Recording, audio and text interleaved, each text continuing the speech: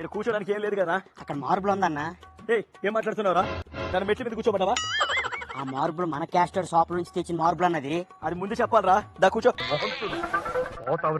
అన్న టీ తీసుకోండి అన్న. ఏంట్రా? అన్న తాగన్నా, తాగకపోతే బాగోదన్నా.